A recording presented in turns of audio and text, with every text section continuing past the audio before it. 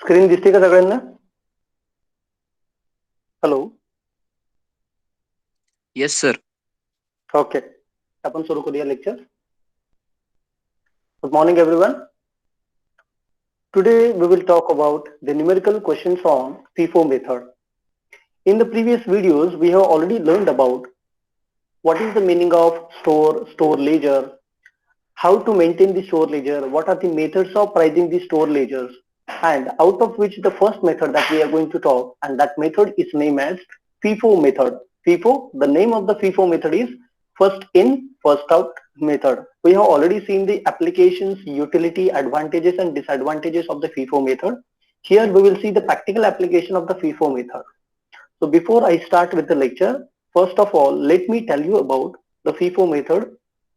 See, FIFO method means in this method all the items of the store, they are being received and they are being issued on the basis of first in first out. In simple term, the material which has been received earlier, it will be issued earlier. For example, suppose if I have been received the material on the 1st of January and at the end of the month, that is 31st of January, if somebody is asking me about the requirement of the material, then I will issue the first material which I have been received on the 1st of January. It means the first material which is being received, that will be issued first. Let's see the question. Here, prepare a store's ledger on FIFO method from the following information. Now, what is the question? The question is, on the basis of information given, we have to prepare the store's ledger. So here, on 1st of Jan 2020, the opening balance which is given is 1500 units at rupees 5. It means we have already with us 1500 units with a cost of rupees 5. On the 5th of Jan, we received 400 units at rupees 10. Again on 6th of Jan, we received 300 units at rupees 3. On 10th Jan, we issued 500 units. Now here the question comes on the 10th of January. What the question is? The question is, now we have already 1500 units at rupees 5. Then we received 400 units at rupees 10. And then we received 300 units at rupees 3. But now the question is, on 10th of January, while issuing the 500 units, which price to be charged? So here the first in first out. So first in was 1500 units. So therefore here the 500 units will be charged at rupees 5. In simple word, I'll explain you the entire question in Marathi also so that you will be able to understand. On 11th of Jan, again we received the 1000 units at rupees 5. On 16th of January, we issued the 1800 units. So similarly, there are 4 to 5 receipts are there and 2 issues are there. Now we will see the entire FIFO method and how we can prepare the store's ledger. So dear students, to prepare the store's ledger, the format of the store's ledger is like this. I hope you all have been seeing this format. First, you are supposed to write down the store's ledger. So which method you are applying? The method of issue is FIFO method, that is first in, first out. Here you first mention the bin card number, the name of the material, which type of material you are issuing, the code of the material which is given. Here, what should be the maximum level of material, minimum level of material, ordering level, ordering level quantity, name of the material and the unit of material. It means whether this material is counted in terms of unit, quantity, kg, liter or so on. So when we are preparing the FIFO method ledger, you are supposed to understand that in the store's ledger, there are two main aspects. One is receipt of material and second is issue of material and third is balance of material. So here in this store's ledger, first of all, I will write down the date on which the material has been issued. So here you can see the date of the transaction, then particulars, then receipts, then issue and balance. So these are the three main elements of any of the store's ledger: receipt of material, issue of material and the balance of material. So here in the receipt we are having the three columns, that is unit, current price in unit and then the cost. Similarly, unit, current price unit, cost, unit, current price unit and cost. Now we will see one by one all the transactions which are taken places in the business. विद्यार्थी मित्रांनो, याच्यामध्ये आपल्याला आता बघायचं आहे की जे transaction दिलेले आहेत ते स्टोअर लेजर मध्ये आपण कशा प्रकारे एंटर करायचे, आणि ते एंटर करत असताना आपल्याला FIFO मेथडचा वापर करायचा आहे. म्हणजेच काय, कंपनीमध्ये आपल्याकडे जे स्टोअर आहे त्या स्टोअर मध्ये आपल्याकडे माल येत असतो आणि माल येताना प्रत्येक महिन्याच्या तारखेला, वेगवेगळ्या तारखेला माल हा आपण घेत असतो. आणि परंतु माल घेत असताना त्या मालाची किंमत ही मात्र वेगवेगळी असते. मग जेव्हा आपण FIFO मेथडने आपलं स्टोअर अकाउंटिंग करतो तेव्हा आपल्याला फर्स्ट इन फर्स्ट आउट, म्हणजे जो माल आपण सगळ्यात पहिल्यांदा घेतलेला आहे तोच माल आपल्याला पहिल्यांदा इश्यू करावा लागेल. मग आता सगळ्यात पहिलं ट्रान्झॅक्शन इथे काय दिसतंय तुम्हाला, 1 जानेवारीला ओपनिंग बॅलन्स किती, 1500 युनिट 5 रुपयाप्रमाणे. मग आता आपण इथे डेट टाकणार आहोत 1 जानेवारी 2020. आता पर्टिक्युलर्स मध्ये काय आपला बॅलन्स आहे, ओपनिंग बॅलन्स किती बॅलन्स आहेत, बॅलन्स कुठे लिहिणार आहे आपण इथे. मग इथे किती लिहिणार, 1500 युनिट्स. याची प्राइस किती आहे, 5 रुपये. मग 1500 गुणिले 5 बरोबर किती येणार, 7500. So 7500 units will be the balancing amount. नाव आता नेक्स्ट ट्रान्झॅक्शन तुम्ही बघू शकता इथे 5 जानेवारी 2020 ला आहे. मग 5 जानेवारीला इथे आपण परत एकदा डेट टाकणार आहे 5 जानेवारी 2020. आता आपल्याला काय झालंय, रिसिप्ट ऑफ मटेरियल, रिसिव्ड झालेलं आहे मटेरियल. तर जेव्हा आपल्याला मटेरियल रिसिव्ड होतं तेव्हा आपल्याला गुड्स रिसिव्ड नोट नंबर लिहावा लागतो. आपण जे वेगवेगळ्या प्रकारच्या नोट पाहिलेले असतील मटेरियल अकाउंटिंग मध्ये, तर त्याच्यामध्ये गुड्स रिसिव्ड नंबर किंवा गुड्स रिसिव्ड किंवा रिक्विजिशन नंबर, जो आपण रिक्विजिशन दिली होती त्यांना की आम्हाला माल पाहिजे म्हणून, तर त्या रिक्विजिशनचा नंबर इथे मेन्शन करणं गरजेचं आहे, कारण की त्याच्या अगेन्स्टच तुम्ही इथे माल आलेला लिहू शकता. आता रिसिव्ड झालाय म्हणजे काय, रिसिप्ट ऑफ मटेरियल. मग किती युनिट रिसिव्ड झालंय आपल्याला इथे, तर इथे 400 युनिट्स. तर त्याच्यामुळे आपलं युनिट किती आहेत, 400 युनिट्स. आणि ते केवढ्या रुपयाला मिळाले आपल्याला, 10 रुपयाला. So 400 into 10 is equal to किती कॉस्ट झाली त्याची, it should be 4000. By mistaken it has been written 400.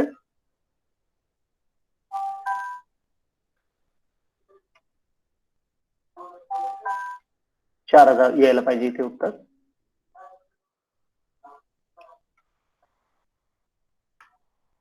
$4000. आता आपल्याकडे पहिले युनिट किती शिल्लक होते, 1500. मग आपण पहिल्यांदा काय करायचंय, पहिले युनिट लिहायचे 1500. त्याच्यानंतर आता किती युनिट आलेत आपल्याकडे, 400. मग आपण इथे लिहायचं 400. 1500 युनिटची प्राइस किती होती, 5 रुपये. मग इथे 5 रुपये. आणि 400 युनिटची प्राइस किती आहे, 10 रुपये. मग 1500 गुणिले 5 बरोबर किती, 7500. 400 गुणिले 10 बरोबर किती, 4000. म्हणजे आपल्याकडे 7 आणि 4 11,500 रुपयांचं मटेरियल शिल्लक आहे. समजतंय का सगळ्यांना. Hello, are you getting my point. Hello. Yes, sir. Okay. Now on 6th of Jan 2020 we received the 300 units at ₹3. Again 6th of January ला आपल्याला गुड्स रिसिव्ड नोट नंबरच्या अगेन्स्ट मध्ये किती मटेरियल मिळालेलं आहे, 300 युनिटचं. सो इथे रिसिप्ट कॉलम मध्ये किती लिहिणार, 300 युनिट. किती रुपयाला मिळाले, 3 रुपयाला. तो 300 गुणिले 3 बरोबर किती, 900 रुपये झाली याची किंमत. परंतु आपल्याकडे पहिलंच मटेरियल किती शिल्लक होतं, 1500 युनिट शिल्लक होतं. त्याच्यानंतर 400 युनिट आहे आणि त्याच्यानंतर आता किती मटेरियल आलं आपल्याकडे, 300. म्हणजे 1500 गुणिले 5, 400 गुणिले 10 आणि 300 गुणिले 3. मग इथे 7500, इथे 4000 आणि इथे 900 रुपये. म्हणजे एवढं मटेरियल आता आपल्याकडे शिल्लक आहे.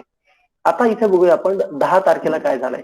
तर 10 जानेवारीला जर तुम्ही इथे बघितलं तर इथे इश्यू झालेला आहे. तुम्ही पाहू शकता इथे काय झालंय, इश्यू झालेला आहे इथे या ठिकाणी. मग इश्यू किती मटेरियल झाले, 500 युनिट झालेला आहे. मग आता आपण इथे काय करणार आहे, 10 जानेवारीला या ठिकाणी हे रिसिव्ड, जेव्हा माल येतो तेव्हा GRN नंबर असतो आपला. परंतु जेव्हा आपण माल देतो तेव्हा काय, रिक्विजिशन नंबर, म्हणजे एखाद्या कंपनीतल्या एखाद्या डिपार्टमेंटने आपल्याला रिक्विजिशन दिली असेल की आम्हाला मटेरियल लागणार आहे. मग त्या रिक्विजिशन नंबरच्या अगेन्स्ट मध्ये आपण मटेरियल देणार आहे. मग आता मटेरियल इथे काय करायचं, आपल्याला इश्यू करायचं आहे. त्याच्यामुळे इश्यू कॉलम मध्ये किती मटेरियल इश्यू करायचं आपल्याला, 500 युनिट इश्यू करायचे. त्याच्यामुळे आपण इथे किती घेणार, 500 युनिट. आता ही मेथड कोणती आहे, FIFO मेथड. या FIFO मेथड मध्ये पहिल्यांदा कुठला माल आला होता, तर हा माल पहिल्यांदा आला होता बघा इथे 1500 युनिट. बरोबर आहे, इथे हा 1500 युनिट पहिल्यांदा आले होते आणि त्याची प्राइस किती होती, 5 रुपये होती. मग आता ह्या 500 रुपयाला प्राइस कुठली लावायची, आपण इथे 5 रुपये किंमत लावायची, कारण हे first in first out method आहे. म्हणून 500 गुणिले 5 बरोबर 2500. बरोबर समजलं सगळ्यांना इथे. Hello hello. Yes, sir. हा, आता मला सांगा 1500 युनिट पैकी 500 युनिट आपण दिले तर शिल्लक किती राहतील मग आपल्याकडे, 1000 युनिट. मग 1000 युनिट गुणिले त्याच्यानंतर दुसरे 400 युनिट तसेच राहणार आहेत, 300 युनिट तसेच राहणार आहेत, आणि म्हणून मग 1000 गुणिले 5 बरोबर इथे 400 गुणिले 10 आणि इथे 300 गुणिले 3. मग इथे राहतील 5000, इथे राहतील 4000 आणि इथे राहतील 900. कारण की 500चं मटेरियल आपण देऊन टाकलेलं आहे, त्याच्यामुळे इथे 7500 ऐवजी किती येणार? 5000, कारण 2500चं मटेरियल आपण इश्यू केलेलं आहे तिथे, है ना. आणि ते कुठलं दिलं? ह्या 1500 मधलं. आता 11 जानेवारीला आपल्याला परत एकदा मटेरियल आलेलं आहे. गुड्स रिसिव्ड नंबर त्याचा आहे. किती मटेरियल आलंय आपल्याला? 1000 युनिटचं मटेरियल आलेलं आहे. त्याच्यामुळे रिसिट कॉलम मध्ये 1000 युनिट किती रुपयाला मिळालं? ते 5 रुपयाला. मग 1000 गुणिले 5 बरोबर 5000. मग आता आपल्याकडे पहिलं किती शिल्लक होतं? 1000 गुणिले 5. मग इथे 1000 गुणिले 5, त्यानंतर 400, त्यानंतर 300 आणि आता किती मटेरियल आलंय? 1000. मग आता 1000ची किंमत 5 रुपये आहे, 400ची किंमत 10 रुपये आहे, 300ची किंमत 3 रुपये आहे आणि या 1000ची किंमत किती आहे? परत 5 रुपये आहे. म्हणजे इथे 5000, 4000, 900 आणि 5000. तर एवढं मटेरियल आता आपल्याकडे शिल्लक आहे स्टोअर मध्ये. आता 16 जानेवारीला आपल्याला काय करायचं की 16 जानेवारीला आपल्याला इश्यू करायचं मटेरियल. ते मटेरियल किती इश्यू करणार आहे आपण? 1800 युनिटचं मटेरियल इश्यू करायचे. मग आता 1800 युनिटचं जेव्हा मटेरियल आपण इश्यू करणार आहोत तेव्हा आपल्याला काय करायचं बघा. मग 16 जानेवारीला रिक्विजिशन नंबरच्या अगेन्स्ट मध्ये आता 1800 युनिट द्यायचे आहेत आपल्याला. तर पहिल्यातले किती शिल्लक आहेत आपल्याकडे? 1000 शिल्लक आहेत. मग पहिल्यांदा काय करायचे? हे 1000 देऊन टाकायचे. मग इथे 1000 इश्यू करणार ना तुम्ही, त्यामुळे इश्यू कॉलम मध्ये 1000 गुणिले 5 बरोबर. त्याच्यानंतर आता कुठलं मटेरियल आलं होतं? 400 वाला आलं होतं, त्याच्यामुळे 400 गुणिले 10 बरोबर. त्याच्यानंतर आपल्याला किती वाटायचे? 1800. मग त्याच्यानंतर इथे किती आहेत? 300 आहेत. मग पुन्हा 300 युनिट द्यायचे आणि आता हे 1000तले फक्त किती द्यायचे? 100च युनिट द्यायचे तिथे, कारण की हे 1400 आणि 300 1700 झाले. आता फक्त किती द्यायचे? 100 युनिट. ह्या 1000चा किती देणार तुम्ही? 100 युनिट देणार. म्हणजेच 1000 गुणिले 5, त्यानंतर 400 गुणिले 10, 300 गुणिले 3 आणि 100 गुणिले 5 बरोबर इथे 5000, 4000, 900 आणि 500. मग आता या 1000तले किती युनिट दिले तुम्ही? 100 युनिट दिले. मग राहिले किती? 900 युनिट. मग 900 गुणिले फक्त किती घेणार? 5. त्यामुळे इथे 900 गुणिले 5 बरोबर 4500चं मटेरियल आपल्याकडे काय झालंय? शिल्लक राहिलेलं आहे. समजलं का सगळ्यांना? Everybody, have you understood this question? Hello hello. Yes, sir. समजलंय का सगळ्यांना? सोपा आहे क्वेश्चन. हो सर. मग आता त्याच्यामुळे जर तुम्ही इथे बघितलं तर क्लोजिंग स्टॉक आपल्याकडे किती शिल्लक आहे? आता 900 युनिट शिल्लक आहे आणि त्याची प्राइस किती आहे? 4500. GRN म्हणजे मी तुम्हाला सांगितलं होतं गुड्स रिसिव्ड नोट, आणि MRN म्हणजेच मटेरियल रिक्विजिशन किंवा रिक्विजिशन म्हणजेच काय? तर रिक्विजिशन नोट. आपण तुम्ही हे डॉक्युमेंट पाहिले असतील, आपण मटेरियलचे डॉक्युमेंट मध्ये हे दोन्ही डॉक्युमेंट पाहिले. ह्या दोन्ही डॉक्युमेंटच्या अगेन्स्टच आपल्याला ह्या सगळ्या एंट्री कराव्या लागतात. ही होती आपली फिफो मेथड. तर फिफो मेथड मध्ये आपण अशा प्रकारे कॅल्क्युलेशन करतो. समजलं सगळ्यांना? Hello. Yes, sir. Yes, sir. आणखीन एक क्वेश्चन पाहायचा सगळ्यांना? Yes, sir. हो sir. Okay, we will go for the one more question. Okay, again welcome back to the numerical question on FIFO method. Today again we are going to study the second question on the FIFO method, so that you will be having the more understanding regarding the FIFO method of store accounting. So here, from the following transaction, they have requested us to prepare the stores. Here again the spelling mistake is there. Stores ledger. I'll make the correction.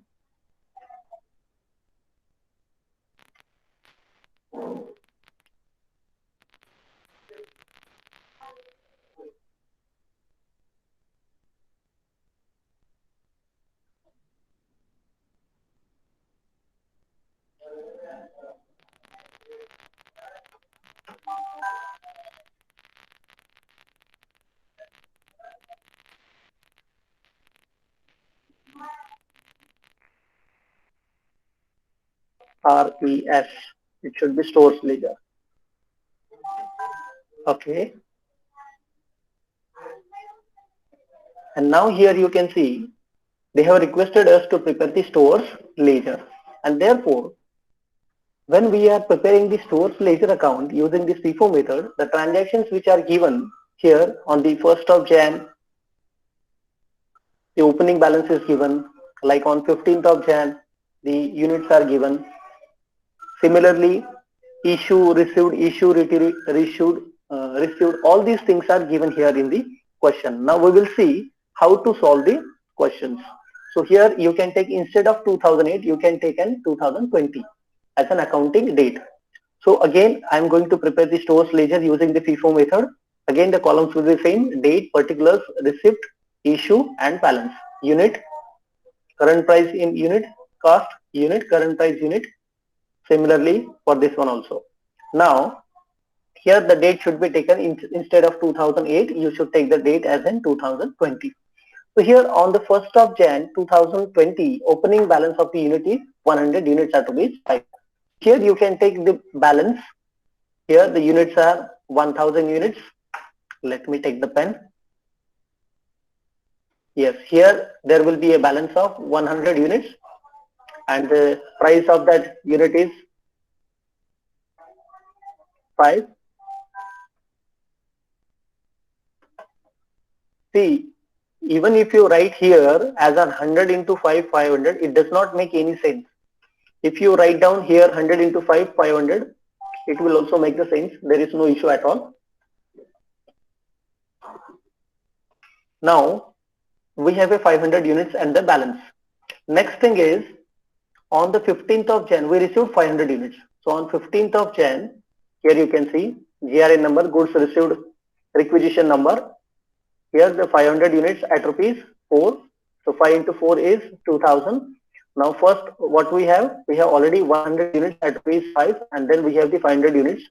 So 100 into 5 and 500 into 4. So 500 plus, here it should be 2000, not 200.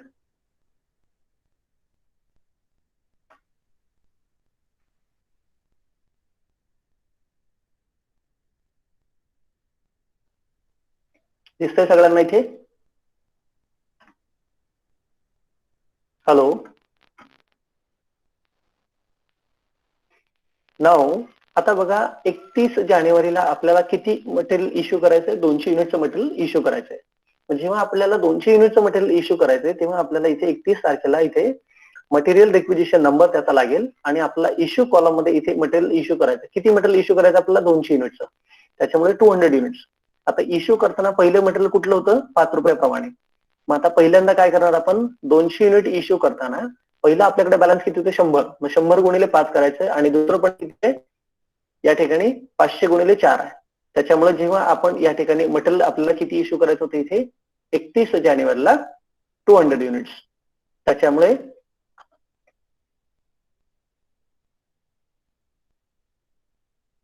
इथे पहिल्यांदा आपण काय करणार आहोत? 100 unit इथे 5 रुपयाप्रमाणे आणि इथे आपले 100 युनिट 4 रुपयाप्रमाणे. म्हणजे टोटल आपण इथे किती युनिट्स इश्यू करतो? इथे 200 युनिट इश्यू करतोय. इथे मी याला इथे काढून टाकतो, त्याच्यापेक्षा बेस्ट वे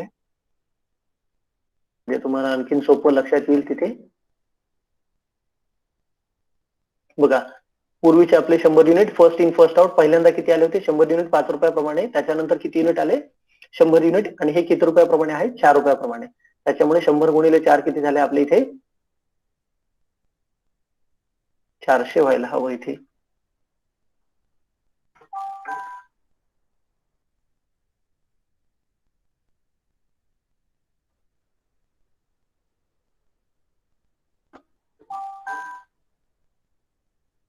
ओके. मग आता आपल्याकडे बघा, पहिल्यांदा किती शिल्लक होते? 100 प्लस 500, 600 युनिट होते. 600 मधून किती गेले? 200 युनिट गेले. म्हणजे पहिल्यातले 100च्या 100 पूर्ण गेले, पण 500 मधले किती गेले? 100. म्हणजे 500 किती शिल्लक आहे? 400. मग 400 गुणिले 4 बरोबर किती रुपयाचं मटेरियल शिल्लक आहे आपल्याकडे? 1600 रुपयांचं मटेरियल शिल्लक आहे. मग आता 1600 रुपयांचं आपल्याकडे मटेरियल शिल्लक असल्या कारणानं आता तुम्ही इथे बघू शकता 10 तारखेला म्हणजे तिथे 10 फेब्रुवारीला आपल्याला किती मटेरियल परत मिळालेलं आहे? 700 युनिट. किती रुपयाप्रमाणे? 7. मग गुड्स रिसिव्ड नोट नंबर नुसार 700 युनिट्स मिळालेले आहेत आणि त्याची प्राइस किती आहे? इथे 6 रुपये आहे. 742 4200 रुपयाचं मटेरियल आपल्याला मिळालेलं आहे. मग आता पहिलं आपल्याकडे किती शिल्लक होतं? 400 गुणिले 4 आणि आता किती आहे? 700. मग 400 गुणिले 4 आणि 700 गुणिले 6 म्हणजे 1600 आणि 4200 एवढं मटेरियल आता आपल्याकडे शिल्लक आहे. मग आता आपल्याला इथे काय करायचंय? पुन्हा एकदा बघायचं की 25 फेब्रुवारीला काय घडलं. तर 25 फेब्रुवारीला आपण 800 युनिटचं मटेरियल इश्यू करणार आहोत. मग 25 फेब्रुवारीला इथे मटेरियल रिक्विजिशन नोट नुसार 800 युनिट इश्यू करायचे.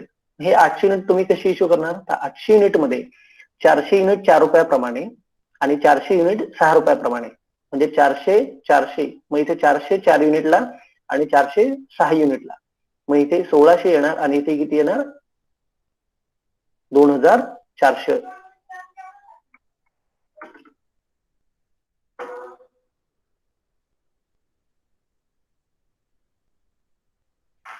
इथे 2400.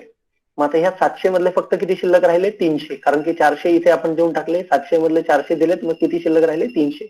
मग 300 युनिट गुणिले 6 बरोबर किती आपल्याकडे शिल्लक आहे मटेरियल 1800 रुपयांचं मटेरियल शिल्लक आहे.